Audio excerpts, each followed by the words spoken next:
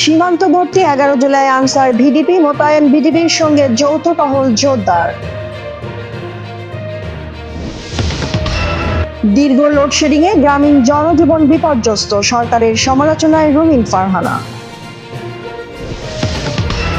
সারা দেশে বর্ষার দাপট শুরু, আগামী কয়েকদিনে বাড়তে পারে ভারী বৃষ্টিপাত।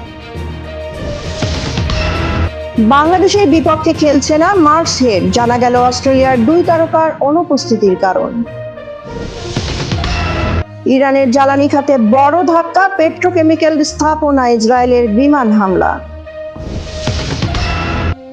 সৌদিতে ব্যাপক অভিযান, 7,500-এর বেশি প্রবাসী গ্রেপ্তার। বিশ্ববাজারে আরো কমল স্বর্ণের দাম, বিনিয়োগকারীদের নজর সুদের হার ও ডলারে।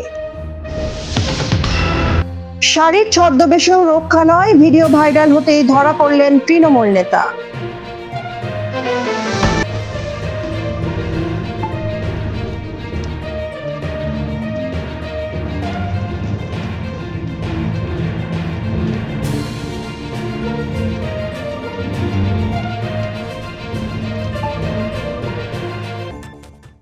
আসসালামু আলাইকুম দর্শক, দেখছেন দেশ বিদেশের গুরুত্বপূর্ণ সংবাদ নিয়ে ঢাকার বাণীর নিয়মিত আয়োজন আলোচিত সংবাদ। সাথে আছি আমি সাদিয়া রহমান। এতক্ষণ শিরোনাম দেখছিলেন, এবার বিস্তারিত। Time for Sign Cafe and রেস্টুরেন্টে ইয়ামি স্বাদের 12 ইঞ্চি চিকেন চিজ পিৎজা মাত্র 349 ও 499 টাকা। এছাড়া রয়েছে বিভিন্ন ফ্লেভারের পিৎজা সহ ওয়ার্ল্ড ক্লাস সকল প্রিমিয়াম ফুড।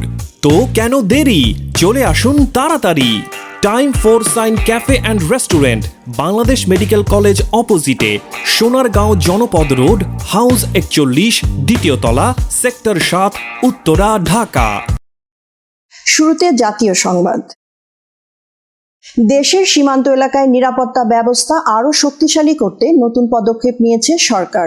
সীমান্তবর্তী 11 জেলায় বাংলাদেশ আনসার ও গ্রাম প্রতিরক্ষা বাহিনীর সদস্যদের মোতায়েন করা হয়েছে, যারা বিজিবির সঙ্গে সমন্বয় করে যৌথ টহল ও নজরদারি কার্যক্রম পরিচালনা করবেন। অবৈধ অনুপ্রবেশ, চোরাচালান এবং অন্যান্য আন্তঃসীমান্ত অপরাধ প্রতিরোধে এই উদ্যোগকে গুরুত্বপূর্ণ বলে মনে করছেন সংশ্লিষ্টরা। বিস্তারিত থাকছে ডেস্ক রিপোর্টে। দেশের সীমান্ত নিরাপত্তা আরও জোরদার করতে সীমান্তবর্তী 11 জেলায় বাংলাদেশ আনসার ও গ্রাম প্রতিরক্ষা বাহিনীর আনসার ভিডিপি সদস্যদের মোতায়েন করা হয়েছে। তারা বর্ডার গার্ড বাংলাদেশের বিজিবির সঙ্গে সমন্বয় করে সীমান্ত এলাকায় নজরদারি ও নিরাপত্তা কার্যক্রম পরিচালনা করবেন। আনসার ভিডিপি সূত্র জানায়, সীমান্তে অবৈধ অনুপ্রবেশ, চোরাচালান এবং অন্যান্য আন্তঃসীমান্ত অপরাধ প্রতিরোধে এই উদ্যোগ নেওয়া হয়েছে। বর্তমানে চাঁপাইনবাবগঞ্জ, নওগাঁ, জয়পুরহাট, যশোর, ঝিনাইদহ, সাতক্ষীরা, ঠাকুরগাঁও, দিনাজপুর, সিলেট, জামালপুর ও খাগড়াছড়ি জেলার বিভিন্ন এলাকায় সদস্যরা দায়িত্ব পালন করছেন। সাম্প্রতিক সময়ে সীমান্ত দিয়ে অবৈধ পুশ ইন ঠেকাতে বিজিবির কার্যক্রম জোরদার করা হয়েছে। এ পরিস্থিতিতে দ্রুত সাড়া দিতে এবং সীমান্ত এলাকায় নিরাপত্তা ব্যবস্থা শক্তিশালী করতে আনসার ভিডিপি সদস্যদের মাঠে নামানো হয়েছে। আনসার ভিডিপি কর্তৃপক্ষ জানিয়েছে, প্রয়োজন হলে অতিরিক্ত জনবল মোতায়েনের জন্য আনসার ব্যাটালিয়ন সদস্যদেরও প্রস্তুত রাখা হয়েছে। সংশ্লিষ্টরা বলছেন, এই উদ্যোগ সীমান্তে নজরদারি বাড়ানোর পাশাপাশি স্থানীয় জনগণের নিরাপত্তা নিশ্চিত করতেও গুরুত্বপূর্ণ ভূমিকা রাখবে। দেশের বিভিন্ন গ্রামীণ এলাকায় দীর্ঘ সময় ধরে বিদ্যুৎ বিভ্রাটের অভিযোগ তুলে সরকারের কড়া সমালোচনা করেছেন বিএনপির নেত্রী রুমিন ফারহানা। তার দাবি, প্রতিদিন ঘন্টার পর ঘন্টা লোডশেডিং এর কারণে সাধারণ মানুষের স্বাভাবিক জীবনযাত্রা ব্যাহত হচ্ছে। বিশেষ করে শিক্ষার্থী, কৃষক ও ক্ষুদ্র ব্যবসায়ীরা সবচেয়ে বেশি ভোগান্তির শিকার হচ্ছেন বলে অভিযোগ করেছেন তিনি। এদিকে বিদ্যুৎ পরিস্থিতি উন্নয়নে সরকারের বিভিন্ন উদ্যোগের কথাও সামনে এসেছে। বিস্তারিত দেখুন প্রতিবেদনে। স্পিকার, আমরা লোডশেডিংই বলি আর মেরামত শেডিংই বলি, গ্রামাঞ্চলে 10 থেকে 12 ঘন্টা বিদ্যুৎ থাকে না, এটাই হলো বাস্তবতা।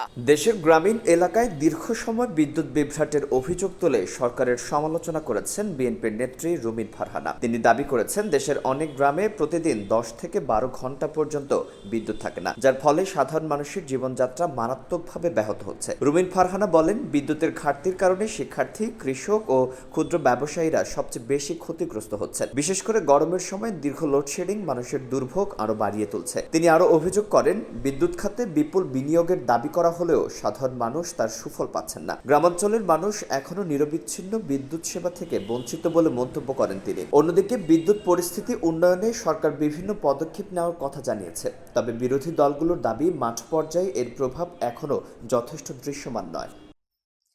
দেশ জুড়ে ধীরে ধীরে সক্রিয় হয়ে উঠছে বর্ষা মৌসুম। ইতোমধ্যেই দেশের বিভিন্ন অঞ্চলে শুরু হয়েছে বৃষ্টিপাত, আর আগামী কয়েকদিনে এর তীব্রতা আরও বাড়তে পারে বলে জানিয়েছে আবহাওয়া অধিদপ্তর। মৌসুমী বায়ুর প্রভাবে অনেক এলাকায় মাঝারি থেকে ভারী বর্ষণের সম্ভাবনা রয়েছে। এতে যেমন কমতে পারে তাপমাত্রা, তেমনি কিছু এলাকায় দেখা দিতে পারে জলাবদ্ধতা ও জনভোগান্তি। বিস্তারিত থাকছে ডেস্ক রিপোর্টে। দেশের বিভিন্ন অঞ্চলে বর্ষার প্রভাব ক্রমেই বাড়ছে। আবহাওয়াবিদরা জানিয়েছেন, আগামী 3 থেকে 4 দিনের মধ্যে বর্ষা দেশের অধিকাংশ এলাকায় ছড়িয়ে পড়তে পারে। এর ফলে অনেক স্থানে মাঝারি থেকে ভারী বৃষ্টিপাতের সম্ভাবনা রয়েছে। আবহাওয়া অধিদপ্তরের পূর্বাভাস অনুযায়ী সক্রিয় মৌসুমী বায়ুর প্রভাবে দেশের বিভিন্ন বিভাগে বৃষ্টির পরিমাণ বৃদ্ধি পেতে পারে। কোথাও কোথাও বজ্রসহ ভারী বর্ষণেরও আশঙ্কা রয়েছে। বিশেষ করে নিম্নাঞ্চল ও শহর এলাকায় জলাবদ্ধতার ঝুঁকি তৈরি হতে পারে বলে সতর্ক করেছেন সংশ্লিষ্টরা। নদী তীরবর্তী এলাকায় বসবাসকারীদেরও পরিস্থিতির দিকে নজর রাখার পরামর্শ দেওয়া হয়েছে। এদিকে বৃষ্টিপাতের কারণে তাপমাত্রা কিছুটা কমে আসতে পারে, যা গরমে অতিষ্ঠ মানুষের জন্য স্বস্তি বয়ে আনবে। তবে ভারী বৃষ্টির কারণে সড়ক যোগাযোগ ও দৈনন্দিন কাজে সাময়িক ভোগান্তি দেখা দিতে পারে। বাংলাদেশের বিপক্ষে আসন্ন ওয়ানডে সিরিজের আগে বড় ধরনের ধাক্কা খেয়েছে অস্ট্রেলিয়া। দলের অধিনায়ক মিচেল মার্শ এবং তারকা ওপেনার ট্রাভিস হেড দুজনেই এই সিরিজের খেলছেন না। চোট ও বিশ্রামজনিত কারণে অস্ট্রেলিয়ার অন্যতম 2 নির্ভরযোগ্য ব্যাটারকে ছাড়াই মাঠে নামতে হবে সফরকারীদের। এতে দলটির ব্যাটিংয়ে লাইন আপে প্রভাব পড়লেও নতুন খেলোয়াড়দের জন্য সুযোগ তৈরি হয়েছে। বিস্তারিত থাকছে ডেস্ক রিপোর্টে। বাংলাদেশ সফরের আগে বড় ধাক্কা খেয়েছে অস্ট্রেলিয়া। আসন্ন 3 ম্যাচের ওয়ানডে সিরিজে খেলছেন না দলের অধিনায়ক মিচেল মার্শ এবং তারকা ওপেনার ট্রাভিস হেড। অস্ট্রেলিয়ার ক্রিকেট বোর্ড জানিয়েছে, দুজনই ভিন্ন কারণে বাংলাদেশ সফর থেকে ছিটকে গেছেন। সূত্র অনুযায়ী মিচেল মার্শ গোড়ালির চোট থেকে পুরোপুরি সেরে না ওঠায় তাকে বিশ্রাম দেওয়া হয়েছে। অন্যদিকে ট্রাভিস হেড আইপিএল শেষে পুনর্বাসন ও বিশ্রাম কার্যক্রমে থাকায় বাংলাদেশ সিরিজে অংশ নিচ্ছেন না। এছাড়া স্পিনার ট্যানভির সাংঘাও দলে নেই। তাদের অনুপস্থিতিতে অস্ট্রেলিয়া তরুণ ও নতুন মুখদের সুযোগ দিচ্ছে, যাতে ভবিষ্যৎ দল গঠনের পরিকল্পনা এগিয়ে নেওয়া যায়। বাংলাদেশের বিপক্ষে এই সিরিজ মার্শ ও হেডের অনুপস্থিতি অস্ট্রেলিয়ার ব্যাটিং শক্তিকে কিছুটা দুর্বল করলেও নতুনদের জন্য নিজেকে প্রমাণের বড় সুযোগ তৈরি হয়েছে বলে মনে করছেন ক্রিকেট বিশ্লেষকরা। এবার আন্তর্জাতিক।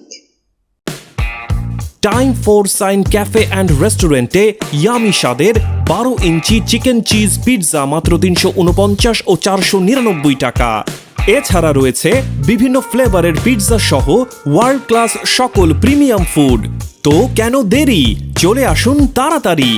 Time for Sign Cafe and restaurant, Bangladesh Medical College অপোজিটে, সোনারগাঁও জনপদ রোড, হাউস 41, দ্বিতীয় তলা, সেক্টর 7, উত্তরা, ঢাকা।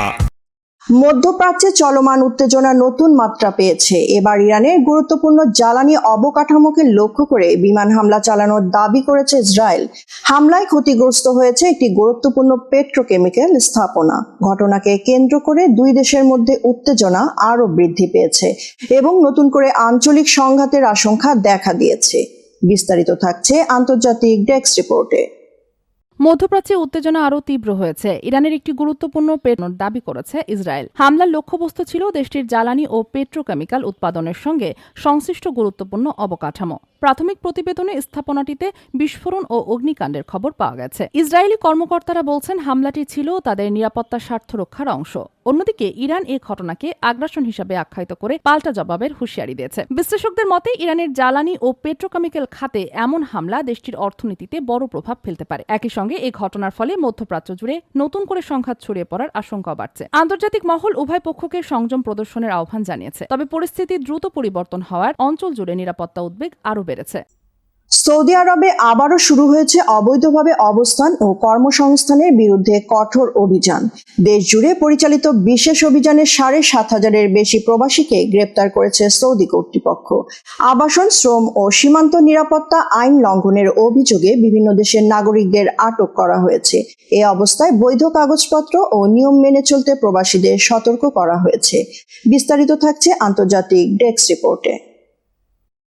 সৌদি আরবে আবাসন, শ্রম ও সীমান্ত নিরাপত্তা আইন লঙ্ঘনের অভিযোগে দেশজুড়ে পরিচালিত বিশেষ অভিযানে 7,500-এর বেশি প্রবাসীকে গ্রেপ্তার করা হয়েছে। দেশটির সংশ্লিষ্ট কর্তৃপক্ষ জানিয়েছে, বিভিন্ন অঞ্চলে একযোগে পরিচালিত এই অভিযানে আইন ভঙ্গকারীদের শনাক্ত করে আটক করা হয়। কর্তৃপক্ষের তথ্যমতে গ্রেপ্তার হওয়াদের মধ্যে রয়েছেন আবাসন আইন, শ্রম আইন এবং সীমান্ত নিরাপত্তা আইন লঙ্ঘনের অভিযোগে অভিযুক্ত বিভিন্ন দেশের নাগরিক। আটক ব্যক্তিদের পরিচয় যাচাই ও আইনি প্রক্রিয়া সম্পন্ন করার কাজ চলছে। সৌদি সরকার জানিয়েছে, দেশটির আইন শৃঙ্খলা ও শ্রমবাজার সুরক্ষায় এ ধরনের অভিযান নিয়মিতভাবে পরিচালিত হচ্ছে। একই সঙ্গে বৈধ কাগজপত্র ছাড়া অবস্থান বা কাজ না করার জন্য প্রবাসীদের প্রতি সতর্ক বার্তাও দেওয়া হয়েছে। এদিকে প্রবাসী বাংলাদেশিদের বৈধ কাগজপত্র ও কর্মসংস্থানের নিয়ম মেনে চলার আহ্বান জানিয়েছে সংশ্লিষ্টরা। আইন লঙ্ঘনের অভিযোগ প্রমাণিত হলে জরিমানা, কারাদণ্ড কিংবা নিজ দেশে ফেরত পাঠানোর মতো ব্যবস্থা নেওয়া হতে পারে।